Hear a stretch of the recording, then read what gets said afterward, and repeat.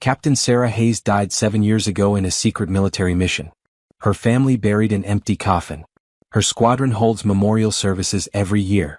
But when Flight 847's pilot collapsed at 35,000 feet, a mysterious woman appeared in the cockpit. She knew every button, every procedure. The dead don't fly planes. Before you watch full story, comment below from which country are you watching. Don't forget to subscribe. It was March 15, 2025, and Captain Sarah Hayes had been officially dead for exactly 7 years. The military records at Edwards Air Force Base in California still listed her status as killed in action, body not recovered. Every year on this date, her former squadron held a memorial ceremony. They would stand in formation, salute an empty chair, and remember the woman who had vanished during Operation Nightfall, a classified mission so secret that even her family never learned the details. Sarah's parents had buried an empty coffin in Arlington National Cemetery. Her younger brother David, now a commercial airline pilot himself, still wore her dog tags around his neck. The aviation community spoke of her in hushed tones, the elite test pilot who had pushed the boundaries of what was possible, only to disappear behind enemy lines in a mission that officially never happened. But Sarah Hayes wasn't dead. She was very much alive, and at this exact moment she was sitting in seat 23A aboard United Airlines Flight 847, flying from Los Angeles to New York at 35,000 feet. 7 years earlier, Sarah had been chosen for Operation Nightfall because she was the best. Top 1% of military pilots, expert in stealth aircraft, and fluent in 3 languages. The mission was simple in concept but deadly in execution. Infiltrate North Korean airspace, gather intelligence on their new missile program, and return without being detected. Everything went wrong from the start. Her advanced stealth fighters suffered multiple system failures over the target zone. When North Korean surface-to-air missiles locked onto her position, Sarah had 2 choices: eject and face capture, or attempt an impossible landing in enemy territory. She chose the third option, one that didn't exist in any manual. Using skills that even her instructors didn't know she possessed, Sarah crash-landed her damaged aircraft in a remote mountain valley. But instead of attempting escape or waiting for rescue, she made a decision that would change everything. She abandoned her aircraft, destroyed all identifying equipment, and disappeared into the North Korean wilderness. For 7 years, Sarah lived off the grid. She became a ghost, moving through underground networks, gathering intelligence, and slowly working her way across hostile territories. The woman who emerged from this crucible was no longer just an elite pilot, she was something more dangerous, more capable than anyone could imagine. Captain Robert Chen had been flying commercial aircraft for 15 years, but he'd never experienced anything like this. At 2:47 p.m. Eastern Time, somewhere over Pennsylvania, the 52-year-old pilot suddenly collapsed in his seat. His hands went limp on the controls, his breathing became shallow and his eyes rolled back. Captain Chen. First Officer Maria Santos shook her colleague desperately, but there was no response. The Boeing 777 began to drift slightly off course as the autopilot struggled to compensate for the sudden loss of input. In the passenger cabin, 340 people continued their conversations, read their books, and dozed peacefully, unaware that their lives now hung in the balance. The flight attendants maintained their professional composure, but Maria could see the fear in their eyes when she announced over the intercom, "Ladies and gentlemen, we're experiencing a minor medical emergency. Please remain calm and stay seated." Dr. Jennifer Walsh, a cardiologist returning from a medical conference, was the first passenger to respond to the call for medical assistance. After examining Captain Chen in the cockpit, her face went pale. "He's had a massive stroke," she whispered to Maria. "His vital signs are critical. This man needs immediate emergency care." But they were still 2 hours from New York, flying over remote terrain with no nearby airports suitable for emergency landing. Maria had logged over 3,000 flight hours, but she had never flown as pilot in command of a wide-body aircraft. Her hands trembled slightly as she keyed the radio to contact air traffic control. "Mayday, mayday, mayday. This is United 847. We have a pilot incapacitation emergency. Requesting immediate assistance and priority handling to nearest suitable airport," Maria broadcast, her voice steady despite the chaos in her mind. The response came quickly from New York Center.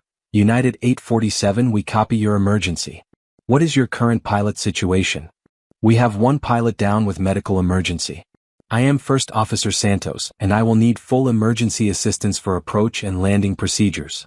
As Maria spoke into her headset, she didn't notice the passenger cabin door opening behind her.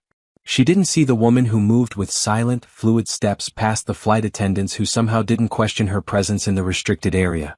She didn't realize that someone had entered the cockpit until she heard a calm, confident voice say, "First Officer Santos, I'm here to help." Maria spun around and nearly fell out of her seat.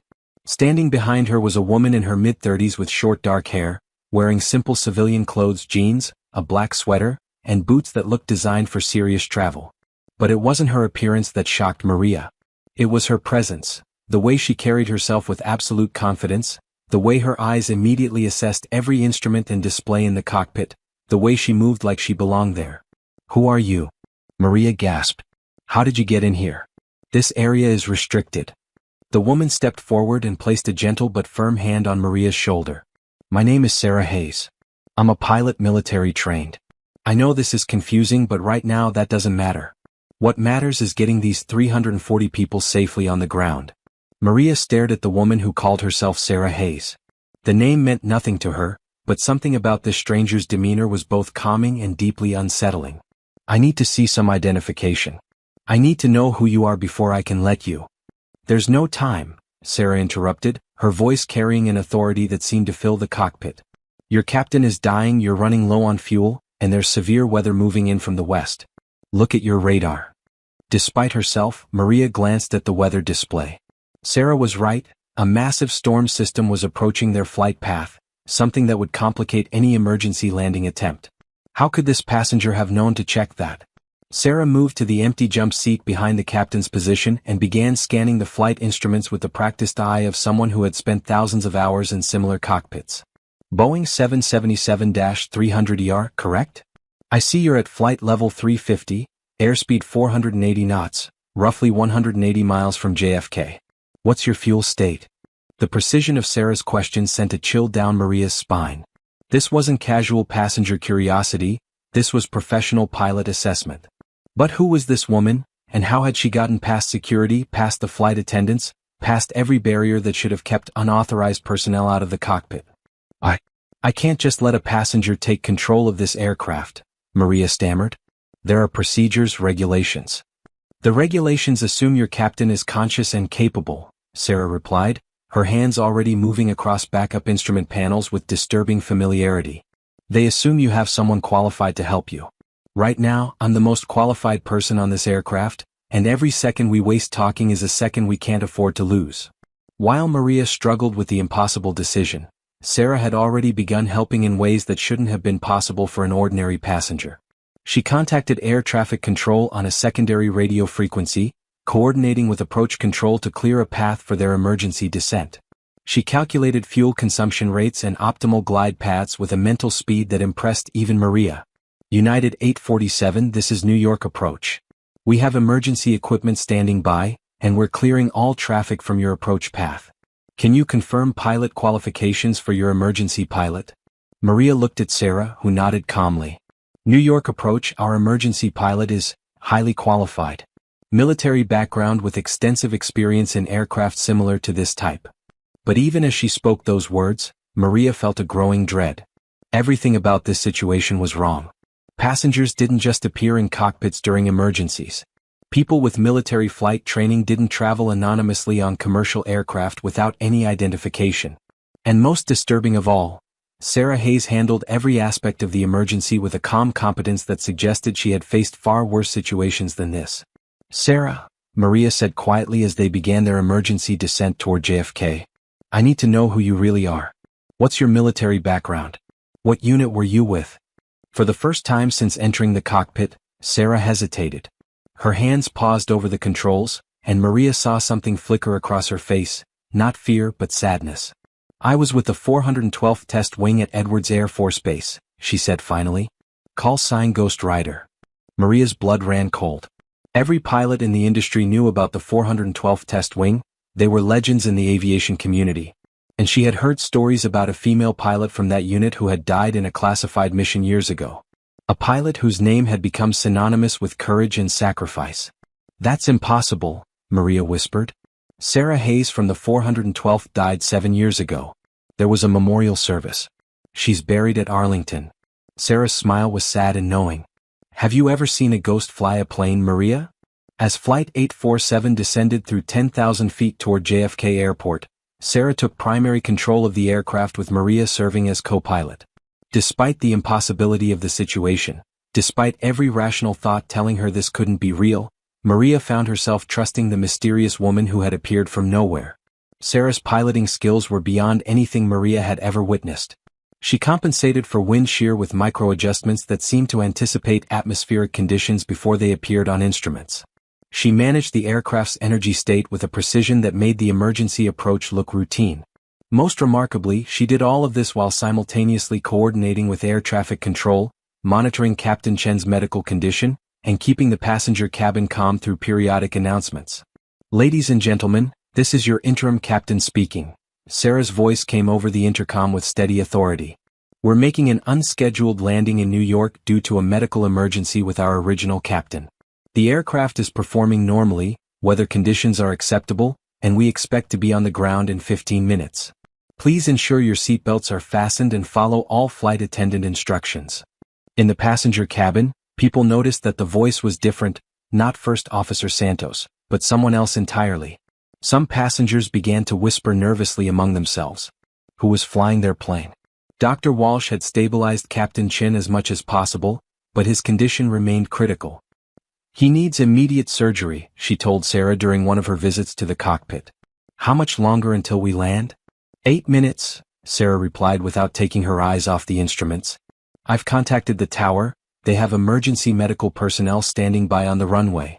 As they aligned with runway 31L at JFK, Maria watched in amazement as Sarah executed what could only be described as a perfect emergency landing. Despite the stress, the unknown variables, and the weight of 340 lives depending on her skills, she brought the massive aircraft down with a gentleness that barely registered on the passenger's awareness. The moment Flight 847 came to a stop at JFK, emergency vehicles surrounded the aircraft. Paramedics rushed aboard to treat Captain Chen, while federal aviation officials and security personnel began the complex process of investigating what had happened during the flight. Sarah stood calmly in the cockpit as officials flooded the area, her hands clasped behind her back in a military posture that Maria now recognized. FBI agents, FAA investigators, and airport security all demanded identification, explanations, and answers to questions that seemed to have no logical responses. "Ma'am, we need to see your identification and pilot's license," Agent Rebecca Morrison from the FBI said firmly. "We need to understand how you gained access to this cockpit and what authority you had to take control of this aircraft." Sarah reached into her jacket and produced a small leather wallet. Inside was a military ID card that made Agent Morrison's eyes widen in shock. The card bore Sarah's photograph, her rank as captain in the United States Air Force, and an expiration date that was current. But it also bore something impossible, a designation that showed she was listed as active duty. "This can't be right," Agent Morrison muttered, comparing the ID to information on her tablet. "According to our records, Captain Sarah Hayes was declared killed in action 7 years ago. Her status is listed as deceased in every military database." "Check again," Sarah said quietly. Agent Morrison made several phone calls to various government agencies, each conversation becoming more heated and confused than the last. Finally, she hung up and stared at Sarah with a mixture of fear and fascination. "Captain Hayes, I've just spoken with officials at the Pentagon, the Department of Defense, and the CIA. They all confirmed that you were declared dead 7 years ago following a classified mission. But they also confirmed that your security clearances were never revoked, your military ID remains active, and there are gaps in the official record that they cannot or will not explain." As the investigation continued through the night at a secure facility near JFK Airport, Sarah finally began to reveal the truth about the 7 years that officially never happened. Operation Nightfall wasn't just an intelligence-gathering mission, she explained to a room full of federal officials, military officers, and aviation authorities. It was the beginning of something much larger. When my aircraft went down in North Korea, I had 2 choices: attempt escape and risk exposing American capabilities, or disappear completely and continue the mission from deep cover. General Patricia Hawkins, who had flown in from the Pentagon specifically for this debriefing, leaned forward in her chair. "Continue the mission how? You were presumed dead. We held a memorial service." "The memorial service was necessary," Sarah replied. "My official death provided perfect cover for what came next. For 7 years, I've been operating in some of the most dangerous regions in the world: North Korea, Iran, Syria, Afghanistan. Places where Sarah Hayes, the test pilot, could never go. But Sarah Hayes, the ghost, could go anywhere. The room fell silent as the implications became clear. Sarah hadn't been missing for 7 years, she had been working. Operating as a deep-cover agent in situations too dangerous for official personnel, gathering intelligence that had prevented terrorist attacks, wars, and international incidents. The intelligence you provided, General Hawkins said slowly, the reports that came through various channels about missile programs, terrorist cells, weapons shipments, those were from you? Some of them, Sarah confirmed. The work required complete anonymity. No contact with family, no acknowledgement of my survival, no official support. I became someone who didn't exist, which made me very effective at my job. Agent Morrison asked the obvious question. So why reveal yourself now? Why risk everything to save a commercial flight? Sarah's answer was simple and direct. Because 340 innocent people needed help, and I was the only person on that aircraft qualified to provide it. Some things are more important than maintaining cover. As news of Flight 847's emergency landing spread through media outlets, the story became increasingly complicated. Initial reports focused on the mysterious passenger who had helped land the aircraft, but as more details emerged, the narrative became almost impossible to believe. Captain Sarah Hayes, officially dead for 7 years, memorial services held, grave marker in Arlington National Cemetery, had saved 340 lives by appearing in an aircraft cockpit and demonstrating piloting skills that exceeded even her original legendary abilities. Her family was contacted by military officials and asked to come to New York for a reunion that none of them had ever expected to experience. Her parents, now in their 70s, broke down crying when they received the phone call. Her brother David, who had followed her into aviation partly to honor her memory, had to pull his own aircraft over at a small airport in Texas because he couldn't stop shaking long enough to continue flying. The passengers from Flight 847 were interviewed extensively by investigators, and their accounts painted a picture of a woman who had appeared from nowhere with knowledge and skills that seemed almost supernatural. Maria Santos, the first officer who had worked most closely with Sarah during the emergency, told reporters, she knew that aircraft better than pilots who had been flying 777s for decades. She anticipated problems before they appeared on our instruments. It was like she could see things that the rest of us couldn't. Dr. Jennifer Walsh, the cardiologist who had treated Captain Chin during the flight, added her own perspective. I've worked in emergency medicine for 20 years, and I've never seen anyone remain so calm under such intense pressure. She wasn't just flying the airplane, she was managing every aspect of a complex emergency situation while making it look effortless. The reunion between Sarah and her family took place in a secure conference room at the Federal Building near JFK Airport. Military officials, FBI agents, and other government personnel watched from behind one-way glass as 7 years of grief and loss were confronted by the impossible reality of Sarah's survival. Her mother, Ellen Hayes, was the first to speak. We buried you, she said through tears. We had a funeral. I visit your grave every week and bring flowers. I know, Mom, Sarah replied, her own voice breaking for the first time since she had appeared in the cockpit. I wanted to contact you so many times. There were nights when I almost broke cover just to call and let you know I was alive. But the mission was too important and the risks were too great. Her father, retired Colonel James Hayes, understood the military implications better than the rest of the family. 7 years of deep cover operations, he said slowly. What kind of intelligence work requires that level of sacrifice? The kind that prevents wars, Sarah answered. The kind that stops terrorist attacks before they happen. The kind that saves thousands of lives by sacrificing the happiness of one person and her family. Her brother David, still wearing her dog tags, struggled with emotions that ranged from joy to anger. Do you understand what your death did to us? Mom and Dad aged 10 years overnight. I changed my entire career path because I wanted to honor your memory. We grieved for you, Sarah. We mourned you every single day. I know, Sarah said simply, and I'm sorry. But would you rather have had me contact you and risk exposing operations that saved innocent lives? Would you rather have had occasional phone calls if it meant that terrorist attacks succeeded because my cover was blown? The questions hung in the air without answers, because they were the kinds of questions that had no right answers, only necessary choices. While Sarah's family struggled with the emotional complexity of her return, federal investigators were dealing with their own set of impossible questions. How does a person who has been dead for 7 years maintain active security clearances?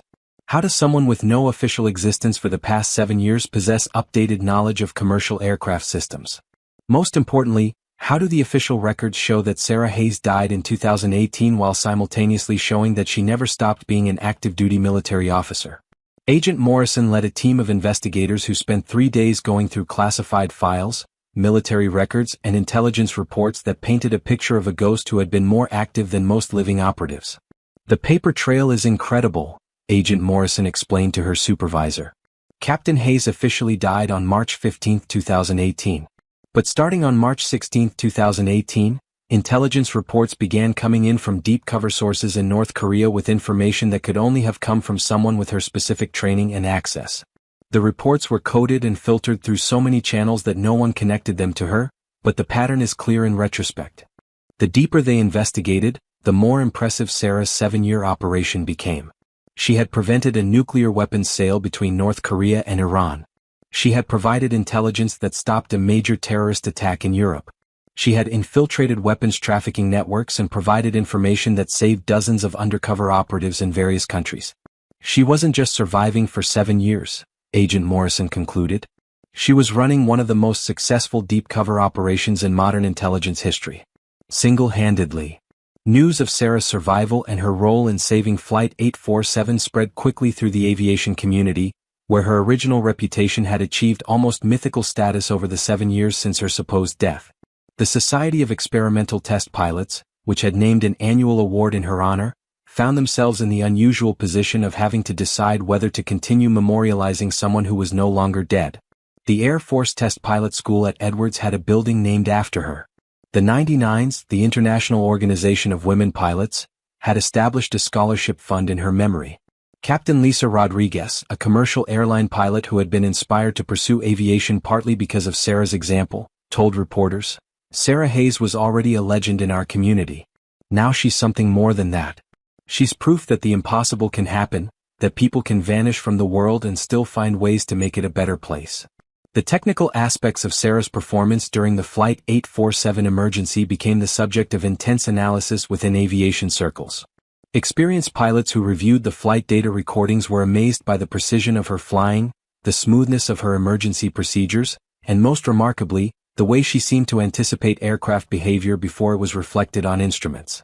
"Her stick and rudder skills were always exceptional," said Colonel Martinez, her former commanding officer at Edwards. "But what she demonstrated on Flight 847 was beyond anything I've ever seen. 7 years of, whatever she was doing, made her a better pilot than she already was. And she was already the best." As the initial excitement of Sarah's miraculous return began to fade, the full cost of her 7-year absence became clear. The woman who had saved Flight 847 was not the same person who had disappeared over North Korea in 2018. During extensive debriefings with military psychologists, Sarah revealed details about her years of deep cover that painted a picture of unimaginable isolation and constant danger. She had lived under dozens of different identities, spoken languages that her family didn't know she had learned, and survived in conditions that would have broken most people. "There were months at a time when I didn't speak English," she told Dr. Amanda Foster, a military psychiatrist. "There were periods when I wasn't sure if Sarah Hayes was even a real person anymore, or just another cover identity that I had used so long ago I could barely remember it." The psychological toll was evident in ways that her family and colleagues were only beginning to understand. Sarah startled at unexpected noises. She unconsciously positioned herself with clear views of exits in every room. She slept lightly and often woke up reaching for weapons that weren't there. Most disturbingly, she admitted that she sometimes had trouble distinguishing between her various cover identities and her original personality. "When you live as someone else for years at a time, you start to become that person," she explained. "I've been an arms dealer, a refugee, a journalist, a smuggler, and a dozen other people. Sometimes I'm not sure which parts of my personality are originally mine and which parts one picked up from identities I had to maintain." 3 weeks after the Flight 847 incident, Sarah faced a decision that would determine the rest of her life. Military officials offered her several options: return to active duty with full acknowledgement of her service, take a medical retirement with full benefits and recognition, or disappear again to continue deep cover operations in other parts of the world. Her family desperately wanted her to choose retirement, to finally come home and try to rebuild the relationships that had been severed by 7 years of enforced absence. Her mother had already prepared her old room. Her father had cleared space in his workshop for projects they could work on together. Her brother had bought a small aircraft that he hoped they could restore as a family project. But Sarah had seen too much of the world's darkness to simply walk away from the work that had defined her for 7 years. "There are operations running right now that depend on intelligence I gathered," she explained to her family during one of their meetings. "There are people in dangerous situations who trusted me with their lives. I can't just abandon them." The aviation community, meanwhile, wanted her to return to test flying, to push the boundaries of what was possible in the same way she had before her disappearance. Aircraft manufacturers had new experimental designs that would benefit from her unique combination of technical skills and practical experience. The Air Force had classified projects that could advance aviation technology by decades. "You've already given 7 years of your life to your country," General Hawkins told her during one of their meetings. "You've served with honor and distinction in ways that most people will never know about. You've earned the right to choose what comes next." On a clear morning in April 2025, exactly 1 month after she had appeared in the cockpit of Flight 847, Sarah Hayes made her decision. She would return to active duty, but with modifications that reflected her unique experience and capabilities. The Air Force created a new position specifically for her: Special Operations Aviation Advisor. Her role would involve training other pilots for deep cover missions, developing new techniques for operating in hostile environments, and serving as a bridge between the aviation community and intelligence operations. Most importantly, her new position would be officially acknowledged. No more ghosts, no more pretending to be dead, no more years of isolation from family and friends. She would serve her country in ways that allowed her to maintain the relationships that had sustained her through 7 years of darkness. Her first assignment was to establish a training program for pilots who might need to operate in situations similar to what she had experienced. The program would teach not just flying skills, but survival techniques, language capabilities, and the psychological resilience needed to maintain deep cover for extended periods. "We're creating something new," she explained to a gathering of military officials and aviation experts. "A way to prepare pilots for missions that go beyond anything we've traditionally considered part of aviation training. The world has changed, and our pilots need to be ready for challenges that previous generations never faced." Exactly 1 year after the emergency landing that had revealed Sarah's survival, United Airlines held a special ceremony at JFK Airport to honor everyone involved in saving Flight 847. Captain Robert Chin, who had made a full recovery from his stroke, was there to meet the woman who had saved his life and the lives of his passengers. "I don't remember anything about the flight after I collapsed," he told Sarah during the ceremony. "But I've read the flight data recordings and I've talked to Maria and the passengers. What you did that day was nothing short of miraculous." First Officer Maria Santos, who had been promoted to captain partly because of her performance during the emergency, introduced Sarah to her family. "This is the woman I told you about," she said to her young daughter. "The one who taught me that heroes can appear when you least expect them." Many of the passengers from Flight 847 attended the ceremony, eager to meet the mysterious woman who had appeared from nowhere to save them. Their stories painted a picture of someone who had not just demonstrated exceptional piloting skills, but who had managed to keep nearly 350 people calm during one of the most terrifying experiences of their lives. "I knew something was wrong when they called for a doctor," said passenger Jennifer Kim, a teacher from Los Angeles. "But then this calm voice came over the intercom, and somehow I just knew everything was going to be okay." There was something about her voice that made you believe that no matter how bad things were, she could handle it. 5 years have passed since Sarah Hayes returned from the dead to save Flight 847.